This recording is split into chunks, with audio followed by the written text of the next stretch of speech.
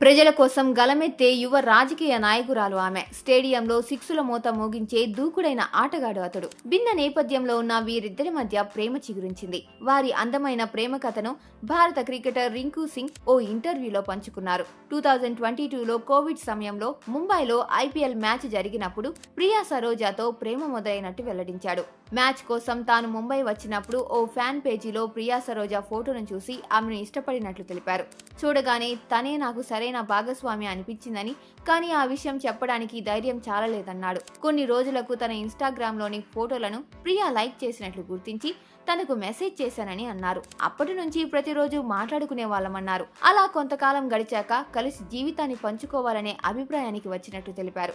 అనంతరం ప్రియా ఎంపీగా బాధ్యతలు స్వీకరించినప్పటికీ తమ మధ్య ఉన్న ప్రేమలో మాత్రం ఏ మార్పు రాలేదని రింకు తెలిపాడు. అయితే ఆమె ఎప్పుడూ ప్రజల మధ్య ఉంటూ వారి సమస్యలు తెలుసుకుంటూ ఉండడం, పార్లమెంటు సమావేశంలో పాల్గొంటూ ఉండడం, తాను కూడా మ్యాచ్లలో బిజీగా ఉండడం వల్ల మాట్లాడుకోవడానికి ఎక్కువ సమయం దొరకదని అన్నాడు. కాబట్టి రాత్రి వేళలో కాసేపు మాట్లాడుకుంటామని తెలిపారు. వ్యక్తిగత, వృత్తికి సంబంధించిన విషయాలు మాట్లాడుకుంటాం.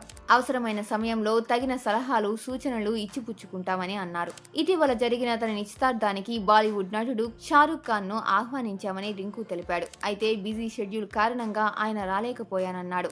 ఆసియా కప్ స్క్వాడ్ లో ఉంటానని అనుకోలేదు. గతేడాది ప్రదర్శన గొప్పగా లేదని తెలుసు. కానీ నేను ఎంపిక కాకపోయినా పెద్దగా బాధపడేవాడిని కాదు. అయితే సెలెక్టర్లు నాపై నమ్మకం ఉంచారు. అదెంతో ఆత్మవిశ్వాసం పెంచింది. ఇప్పుడు యూపీ T20 లీగ్లో నిబ్బరంగా ఆడుతున్నా అని రింకు సింగ్ వెల్లడించారు.